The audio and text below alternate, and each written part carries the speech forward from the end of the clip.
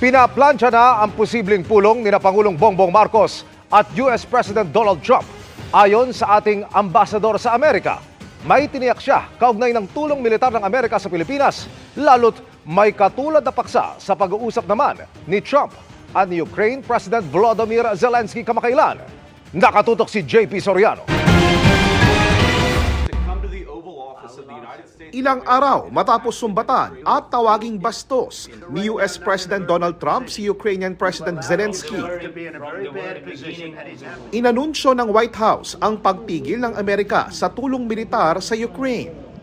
Kahit tuloy ang pananakop rito ng Russia dahil unprecedented o bago ang pagkambyong ito sa policy ng Amerika sa Ukraine. Pangamba ng ilang foreign at defense experts na baka mangyari ito sa ibang tinutulungang kaalyado tulad ng Pilipinas. Tingin ng Philippine Ambassador to the United States, iba naman ang kaso ng Pilipinas sa Ukraine. Yung mga ihip ng hangin, siyempre laging pumapalit yan. Pero ang ihip ng hangin ay nasa atin ngayon dahil importante para sa ating mga bayan. Sa Amerika, para sa mga iba pang bayan na mapayapa dito sa ating area na hindi pwedeng isang bayan na pwede mag-dominate. Sa gitna niyan, posibleng niya makipagkita si Pangulong Bongbong Marcos kay Trump sa pagitan ng Abril o Mayo. We've been in communication with the White House kung ano na yung mga pag-uusapan at kung ano yung potential schedule na pwedeng i-propose. Ayon kay Romualdez, dati nang kakilala ni Trump ang Pangulo. Noong presidential son pa lang siya. President Trump knew Mrs. Imelda Marcos before when they used to see each other in New York.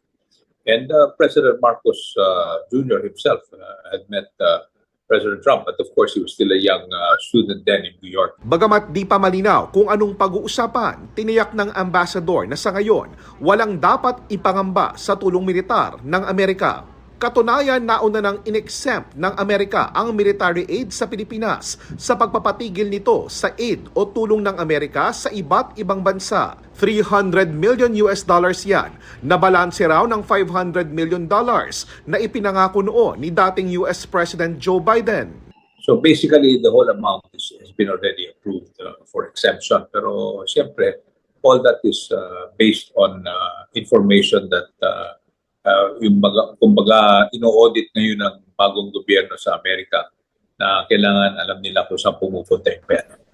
Isinusulong ding pag-usapan ang Free Trade Agreement o FTA o pag-aalis ng taripa sa ini-export at ini-import natin sa Amerika, lalo na sa gitna ng pagpapatong ng US ng ganyan sa mga produktong ipinapasok sa US.